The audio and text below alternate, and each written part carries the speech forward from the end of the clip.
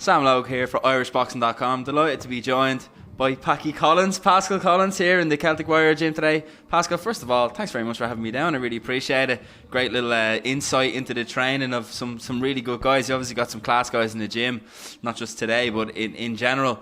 Obviously, Thomas Carty down doing a bit of sparring today. Eric Donovan in preparation. Two big fights coming up. Obviously, Eric on the Josh Taylor undercard, and Thomas just been announced last night on the Wood Conlon undercard. First of all, just tell me how are you? And it's obviously a brand new year, and you must be looking forward to working with these guys and some big fights coming up. Yeah, it's a brand new year. Thankfully, a lot of restrictions have lifted.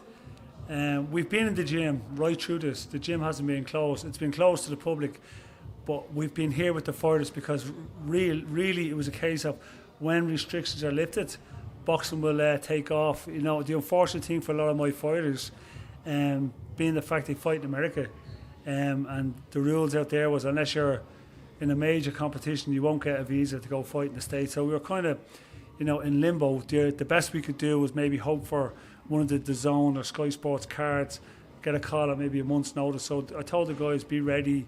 If you want to fight, if you want to make this your career, you got to stay in the gym and be ready. And the plus side is most of them stayed in the gym, so they're better fighters than they were when it stopped.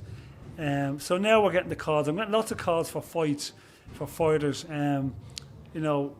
realistic offers, and I've never had this before as busy. So I know now things are getting back to normal. So yeah, Thomas Carty, I always knew Thomas was on the Nottingham card anyway with Conlon Woods, because we've already been told this. Yeah. But they were going to announce it. We've been training for this fight for the last 3 weeks anyway. Eric Donovan, this is like a world title fight for Eric. I mean, he's fighting a huge name in RAMIREZ, 2-time Olympic gold medalist.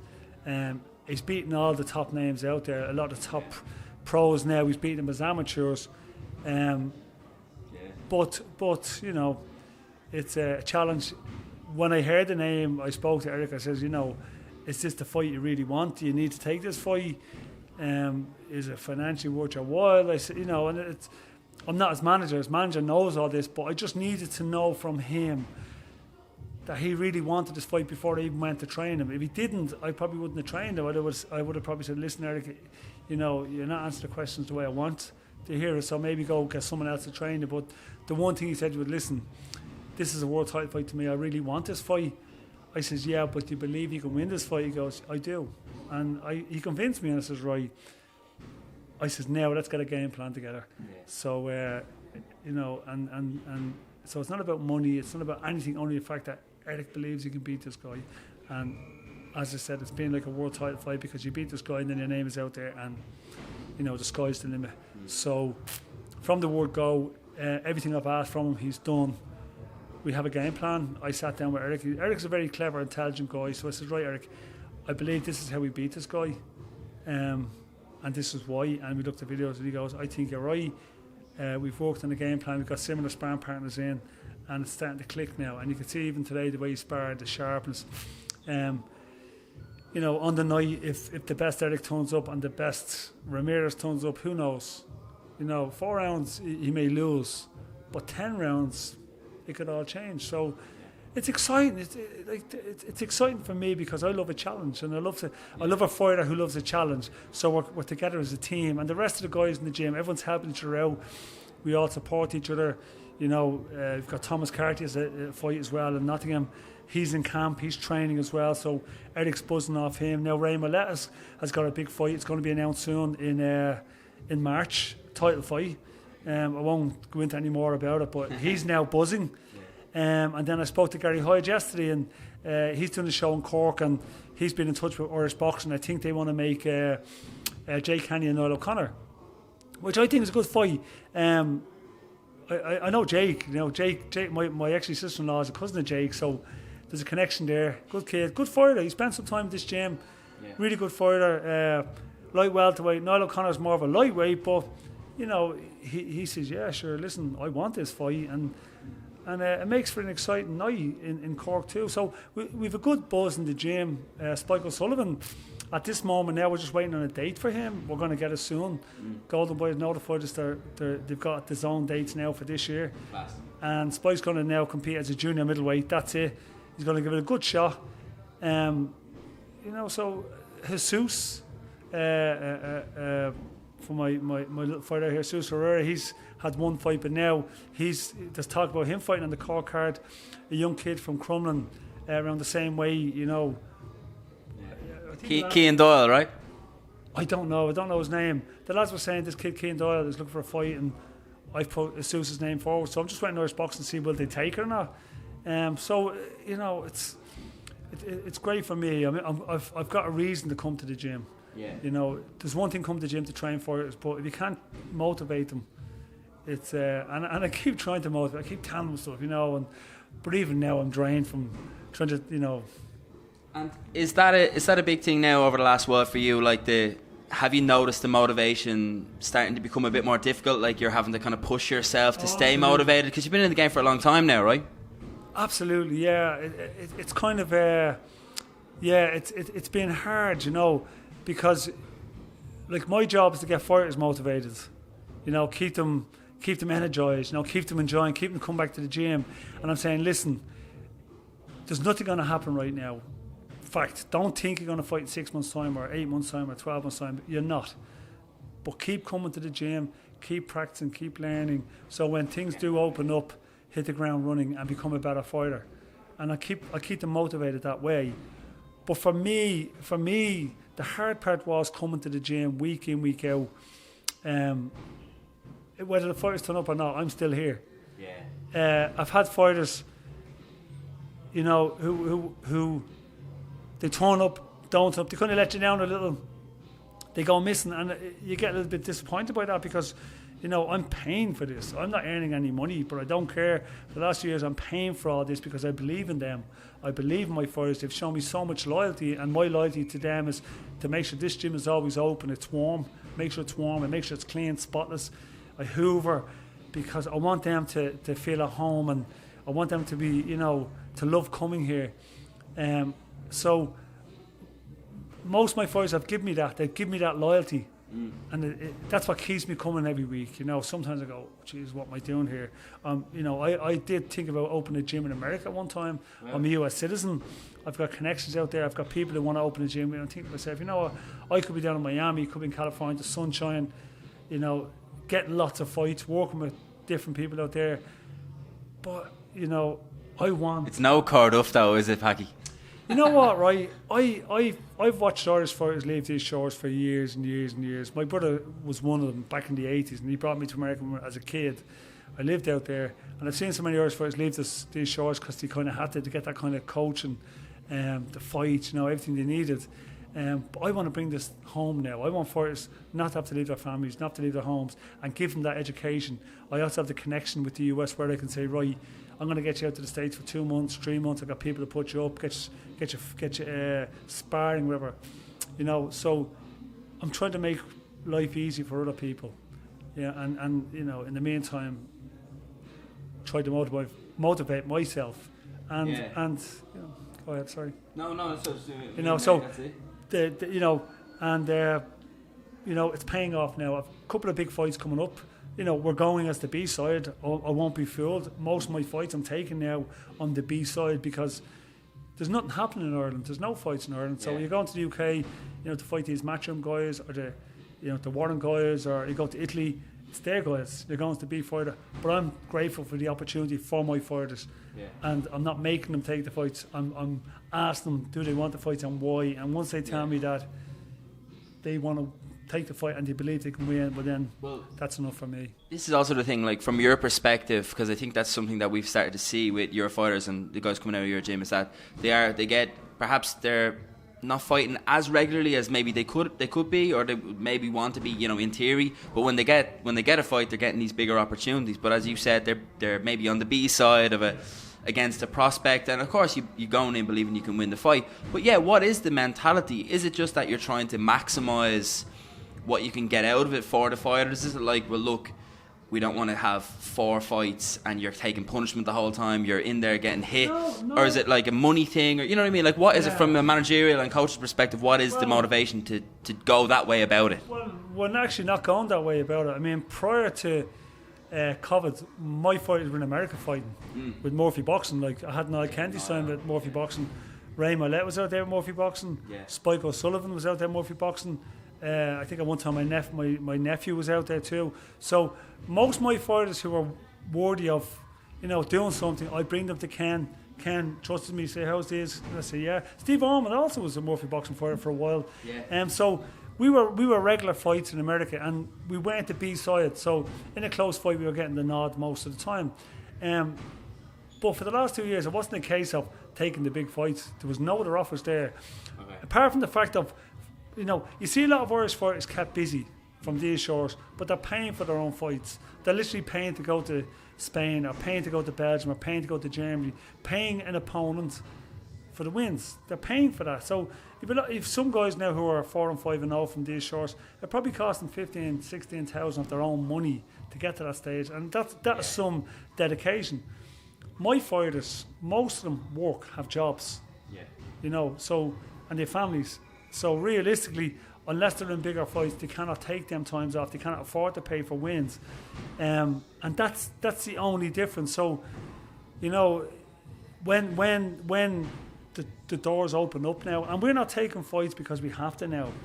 The doors starting to open up again. Once the casinos open up back in America, we'll be back out to the States fighting. I've already spoke to Ken Casey about this. My fight's back out there working. It was just a chance that I got a call about Ray MOYLETTE. Ray's 14-1 or 13-1. He just boxed in Belgium last May, June.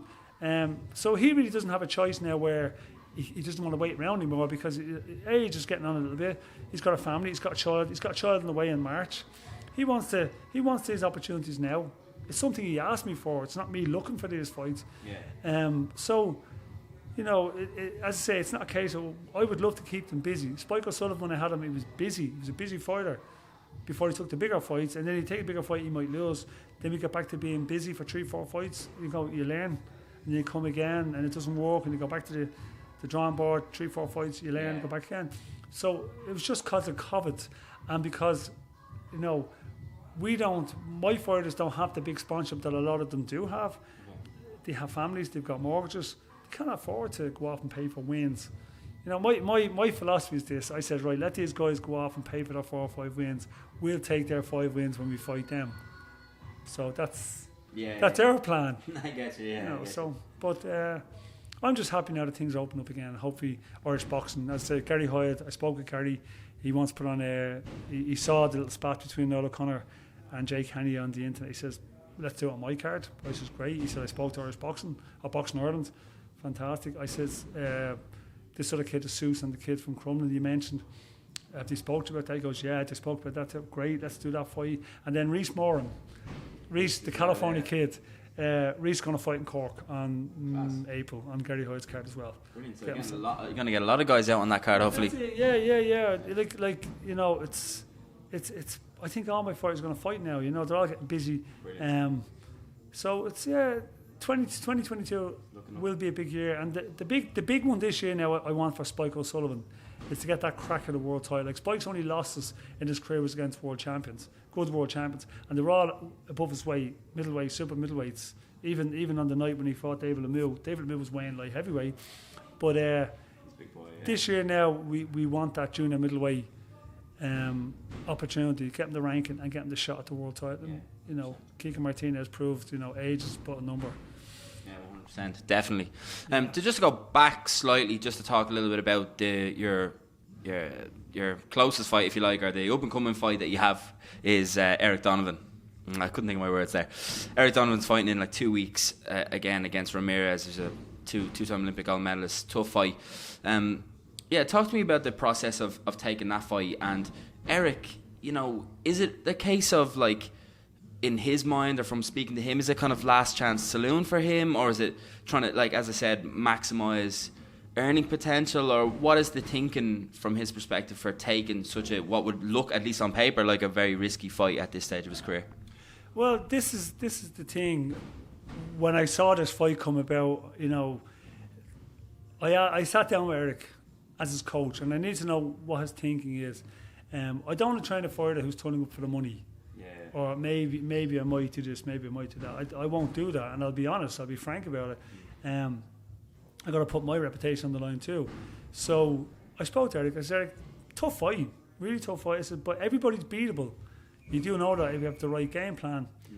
You know, do you really want this fight, or why are you taking? He goes, because I believe I can win this fight. I says, that's all I need to know. It's a big fight. It's not a title. It doesn't have to be a title. It's like a world title fight. I said, well, that's all I need. If you believe you can beat this guy, I believe I've got the game plan to do it. And let's work our ass off and leave nothing in the ring on the night. And if at the end of the day, if it's meant to be on the night, it's meant to be. If you know, if your best turns up and his best doesn't, or if it's meant to be, it's meant to be. Once you give everything in camp, once you give it your best shot, you can you know, you can be proud. I said, and it's, I'm actually excited about this fight now. You know, because at the end of the day, he's a human being. He comes from a very good stock of amateur fighters in Cuba. Very few good amateur fighters went on to win world titles from Cuba.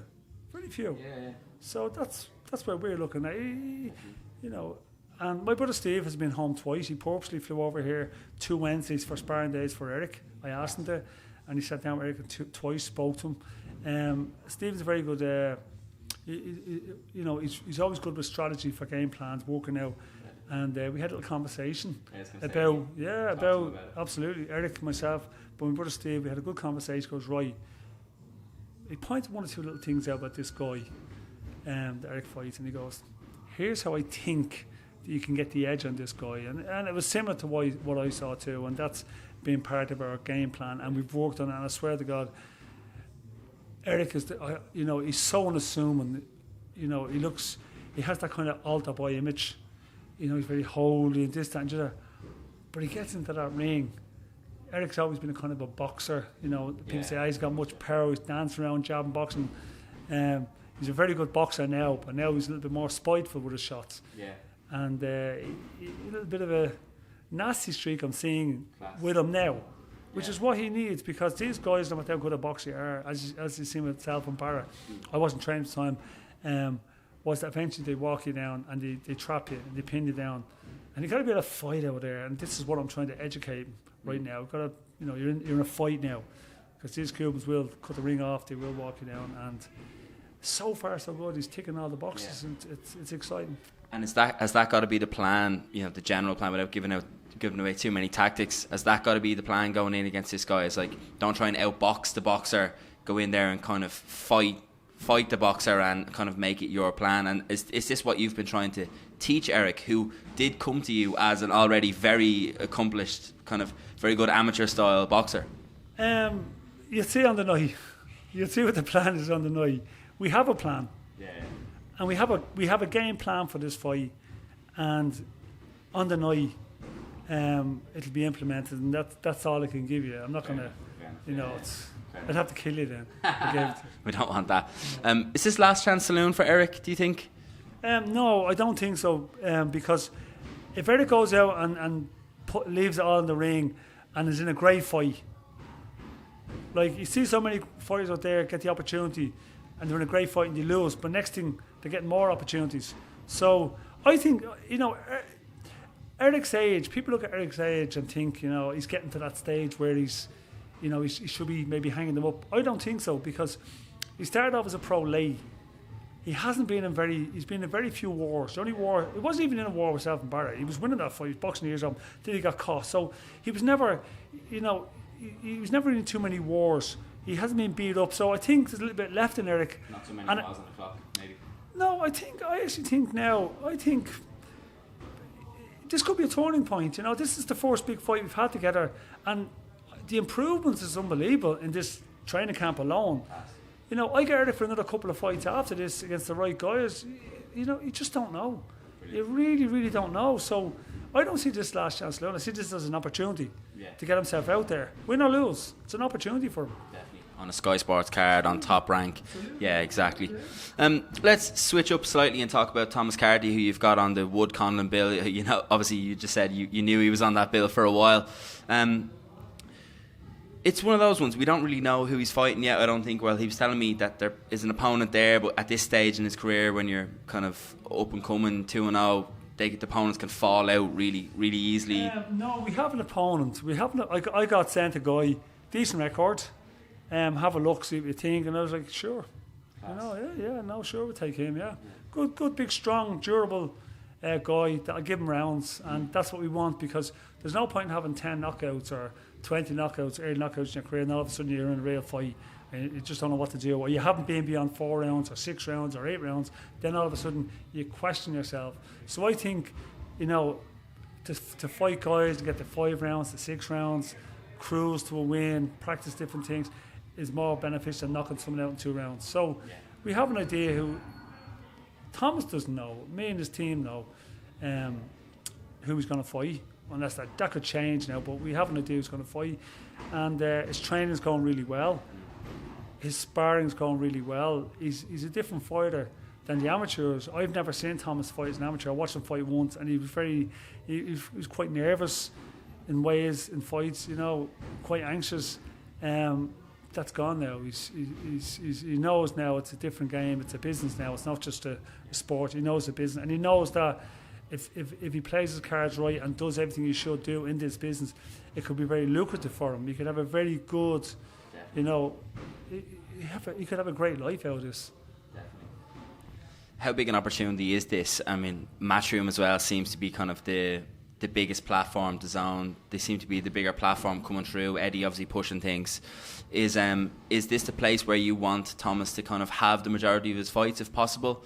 I know you're not his manager, but from that kind of managerial perspective, because you're obviously a manager for a lot of your guys. And yeah, is this a massive opportunity for him to kind of keep getting his name out there and yes, just grow his popularity? Well, firstly, I was Thomas's manager. Okay. I actually was his manager and trainer. And then the opportunity came that Dylan White's team would get involved and they could manage him. And I thought this is a great idea. Yeah. So I didn't step in his way. I said, I'll release you for them to manage. Oh no, I'd done that. But I'm like an advisor. So me and Thomas have the same kind of deal. I advise him. Yeah.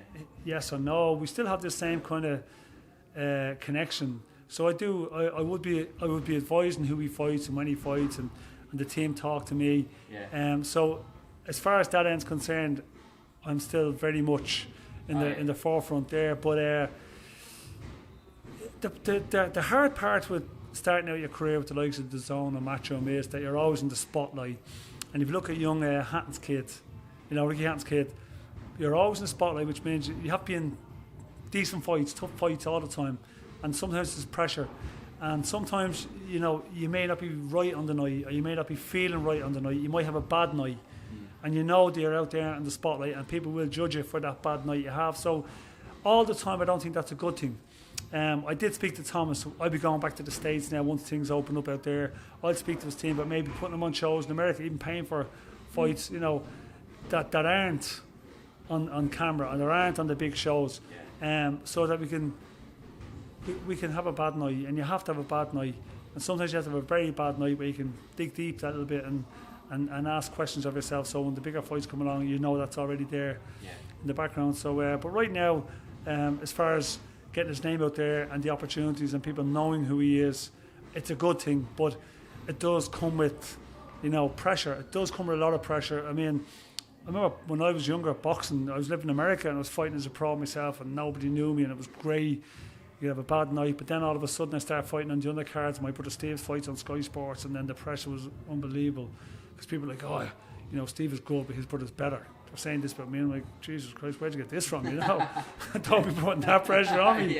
And all of a sudden I'm fighting these little fat guys, look out of shape, and I'm like, I'm not even good because I'm thinking too hard. And so because of my own experiences, I do notice that.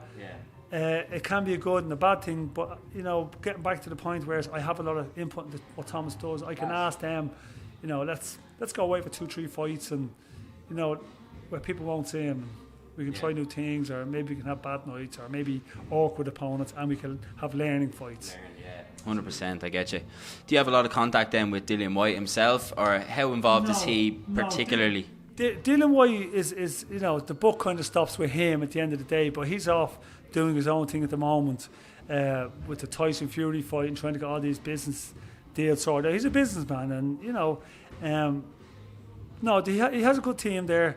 Magic Michael, they call him. He's the man that I deal with. He's kind of a middleman there, very clever, particular kind of guy, really easy to get on with. Every time they have a little bit of news, straight on to me, and vice versa. So they're a really good bunch of lads to work with. And as I say, Michael's a really nice guy. He helps out in the corners, good cut man, wraps Thomas's hand. So we have that little connection in there, and I'm actually enjoying that a little bit because it kind of takes the pressure off me. Yeah. For a heavyweight, it's very hard to get fights for heavyweights. But now we've money behind him in the zone. It's kind of the best of both worlds for me. Class. So I just want to talk a little bit about Spike, but also about something that Eddie Hearn talked about recently. He kind of mentioned when Kevin AGYARKO signed for him, and obviously he's trying to push him now. He's an Irish middleweight, but he started to mention some other Irish middleweights in the mix that we could have some sort of maybe like a tournament format, or kind of get the guys fighting each other. The likes of Spike, Luke Keeler, who used to train with yourself, and Jason Quigley, of course, as well. Yes. What do you make of that kind of idea for Spike as well? I know you want Spike to fight at junior middleweight now and kind of have a run at a world title, but there's some big names and some big matchups if we could get them on in Ireland and on some big cards. What do you kind of think of those ideas? Big names in Ireland, the UK, but I mean Spike's fought Billy Joe Saunders, Chris Eubank Jr., David Lemieux, Jamie Munguia. I think Jamie Munguia is probably going to be one of the best middleweights around. They're big names, all world champions. So does he need big names? No. Spike could probably be the biggest name out of four of the guys. As far as that kid Quigley, big fights, right? Maybe rephrase that. They're big fights, I think. Yeah, no, I'd have no interest. Spike will never be in that pool. The only way I'd find Spike in that pool is if there's no other avenues to go, and they paid him a whole load of money. Because firstly, they're all bigger men than Spike. Spike's a junior middleweight, but what motivated them fight was these other guys was they were world champions, they were big names, and they paid serious money. Like Spike is set up in Cork, his own home. He's a few bob in the bank. He's in a very good position. Like Spike being in a better position now than a few world champions would be. Yeah. So like we turned down the Triple G fight for 3 world titles for Spike. Wow. He wanted to take them.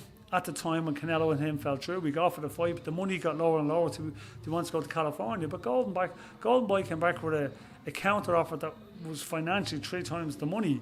So, at that time for Spike, Triple J was, oh my God, it would be like, it's a fight Spike wanted, but I was like, no, you're not going to fight him, and not for that money, because it could be a last fight, maybe not, but we'd have to have something.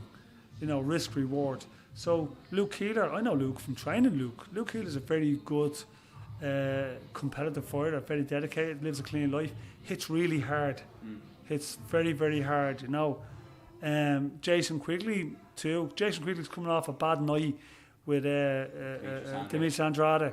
He had a really bad night. I think there was something there, in the background, because Jason's a much better fighter than that. Much better fighter, and I actually thought he would have given Andrade a really tough fight. Andrade's special. This kid Quivian, that reminds me of like the older guys coming to the end of their career, and then these younger guys coming up, and them kind of getting to their names out there quicker by beating these other fighters. I wouldn't be putting Spike in there to not that he get beat by him. He probably wouldn't. But we want the world title. Here, Spike is being mentioned to fight Patrick Teixeira, and that fight is in the works right now, Patrick Teixeira. But he's now taking a fight in Russia against the guy that beat Liam Smith, which I thought Liam Smith won. But anyway, he's fighting him. So this is the fight that Golden Boy want to make Spike and Teixeira.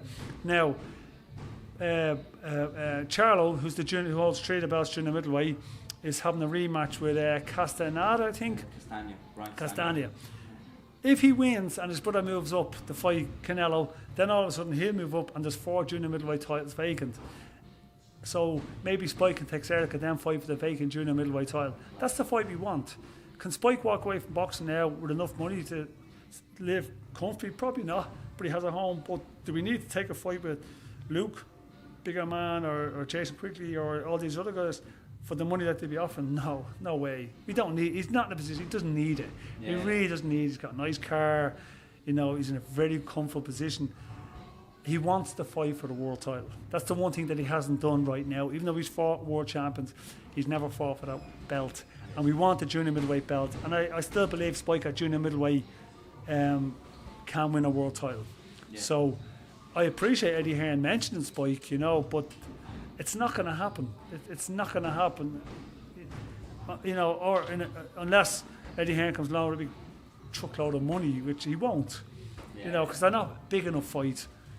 So, but Luke Keeler, Jason Quigley, and Quivian in the same, I think that could be good. But why do you want to put 3 Irish fighters against each other? Is the world not big enough where they can go off fight somewhere else? And is this what Eddie does?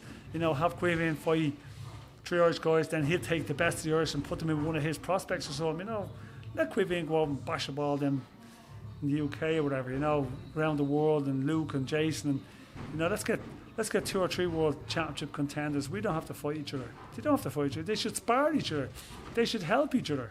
You know, unless one of them becomes a world champion and then defend, you've no choice. But while they're in Ireland, they should be buddies. You know what I mean? They should be mates, and they should just spar each other and help each other, and you know, push each other to become world champions. Then all of a sudden, then there's the bigger fights there and the bigger money's there. They can fight each other then. Okay. You know, but Eddie wants these card fillers. You know, he wants us to fight each other. Nah. Who needs that? Well, it's not, it would be interesting. There's no need. We don't need them fights. There's enough Brits and enough Europeans to fight. You know, I mean, he's got the kid that fought Craig, junior middleweight, Fowler. Could even fight Fowler? He's moving up to middleweight. That'd be a great fight. Do you understand? And then let the winner of that then fight maybe Luke on a DAZN show, or maybe Jason Quigley on the DAZN show. But while they're all doing that, they can help each other. They beat the likes of Fowler. And Fowler's a really lovely kid. And what I noticed in the UK was you have all these top fighters. They all spar each other. They all help each other. Yeah. You know, so this should happen in Ireland too. You know, these comments, you know, these loose comments thrown around where Quigley calls out Luke, or no, they don't need to fight each other, and let's become world champions or European champions. Let's become a fight that can move them up in their careers. But in the meantime, they should get on and they should help each other and push each other and work together, because we need a few Irish world champions, and then we can command who comes to fight in our country, and not run around the world trying to get bloody fights, you know. So that's my take on it anyway. Thank you. It was an interesting take. I think Johnny will be happy with that one. Okay. Brilliant. A quick word on Craig O'Brien and Niall Kennedy and a few of the lads that maybe we missed out or we haven't mentioned, because obviously you do have a busy gym, you've got a lot of guys in here, but yeah, just a quick word on maybe some of the guys that we haven't mentioned. Yes. Well, Niall Kennedy at the moment is training Gordy. He's not boxing up here anymore at the moment because he's got a family, he's got a son, he's got a job. Nothing's happening for him. It's been costing him money, so he's training away down there, keep himself in shape. I'm still, you know, moving him around, trying to get fights, and he knows that but I want to get the right fight for Niall, because I believe Niall, I've seen the best with Niall when he fought Santos in Boston. You know, guy 18-1, Niall was like 5-0, 6-0. And I saw the best of Niall because Niall at that time was so tied up with his child who had been born premature. He was so focused on his child, never even thought about the fight, but he still trained hard for it, and he was hungry, and he went out and boxed his best. So I think what used to happen with Niall was, I think he used to think too much into fights. I think he used to think about, what if I lose, or what, you know. When he's not like that, when his mind is right, I think Niall can do really well. Small heavyweight for the heavyweight division, but I believe there's a couple of good big fights in there. But I think that's going to be in America, not this side of the world. No longer kind of the opponent, the B side. He's got 1 or 2 good fights in America. Ken Tomby, when things open up, he's going to get him his big win, his championship wins back out there again. He wants to give it one more push. I'm going to help him do that. RHYS, California kid. He's training away. It's costs money to come up and train in Dublin, but once his date is set for April in Cork, his good sponsor Mattress Mick, who's also his employer. Class. Seriously, he's feeling very good to him, so he allows him to come and train a bit. He throws a few bob his way. He'll be back in camp. Craig O'Brien. Craig is in UCD at the moment studying sociology. He's doing a degree in sociology. To me, he's probably done more in this gym than anybody in this gym. Not as a fighter, as a person. He's turned his whole life around from spending time in Mountjoy prison, joyriding, getting into trouble, to building a boxing career for himself, and then going on to educating himself. And now he's going to his third year, I think, of a degree of sociology, and he's helping young kids who have been in kind of similar situation to him, turn their life around. And Craig, he's the business. He's training away still. Once his college is out of the way, he's back to the gym. I think Craig is getting better with each fight. He's becoming a better fighter with each fight. He's slowing down a bit. He's kind of maturing. He's turning into the shots. He's hitting harder. He's coming off a loss on paper in Italy, but when I look back in camera, I probably pulled him out a little bit soon. I know that there was a bit of criticism for you after that one, right? Well, there was no criticism for me. I couldn't give a shit about criticism because I don't read the internet. I don't go through anything. You can go out and have your best performance. There's always going to be critics there. I couldn't care less. I don't. It's actually none of my business what people think of me. So I don't care. So it's none of my business. You all have your opinion. When I look back on the camera, when I threw the towel, as I threw the towel, it was going through the air. Craig started punching back. I was like, Jesus. But I have the conversation with them in the change room. I say, if you're on the ropes, if you get caught, if you're on the ropes, if you get hurt, you got to give me something. You got to let me know, because the end they're going to protect you. The fact of the matter was, Craig was going to college, so he's had his life outside the ring.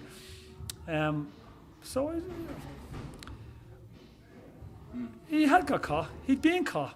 He got caught with 2 good shots. He fell onto the ropes. He's getting hit with a few more shots. Not many shots were getting through, but from our viewpoint, you couldn't see that. So when I look back, I go, maybe I did throw a little soon, but I'd rather be, for the right reasons, throwing the towel than the wrong reasons if you got knocked out. Kind of rather safe than sorry. However, the lads from Boxing Ireland have come to me and they want Craig being the junior middleweight champ. They want to match him with a couple of their fighters. I think the kid Eddie Trace was mentioned. I don't know about for his next fight. But if he wants to fight for the Irish junior middleweight title, Craig is open to the fight. Craig wants to get back. So, the one thing I respect about the Irish fighters is they're willing to fight each other. At that level. When you get to the world level, or the likes of Luke and Jason, you don't have to do that. But earlier on, at this level, they're going to fight each other. And then even if you lose, you can still go on and have a great career. It's a little challenge. You test yourself, and then you go back to the drawing board and go, okay, how could I have won that fight? And you become a better fighter. And maybe you might do it again, maybe not, but you still move on in your career. So, I think I've mentioned everybody. Niall O'Connor. I think we've mentioned. Ray, We've mentioned everyone. Ray. Just have to be careful. Jesus, I mentioned him, didn't I? Jesus, have to be careful because there'll be somebody. You never mentioned me, Ray, Spike. Thomas, obviously, Eric. I think we got everyone. That's everyone. There we go. Yes, there you go. Look, Pascal. I'm sorry, and if I haven't mentioned any, I'm very sorry. I apologise ahead of time. I'm going to leave it there because I've taken up an awful amount of your time today. I just want to say thanks very much for having me in the gym. I really enjoyed it. My first time here and getting to see the guys and meet yourself, and it was a really enjoyable day. Thanks very much for giving me a lot of your time today. I look forward to putting it out. But and I look forward to coming back and seeing you guys again. And best of luck in your 2 big upcoming fights. Obviously, February 26th with Eric Donovan. 3 fights. Thomas Eric and Ray as well. Ray hasn't been announced yet. That's why it's not in my head. Your cousin here, your buddy, Jake. If it happens, I don't know if it happens. I don't really care if it happens or not. But the opportunity's there. Niall wants it. Jake wants it because he said he wants it. And may the best man win. 100%. Pascal, thanks very much. Thank you.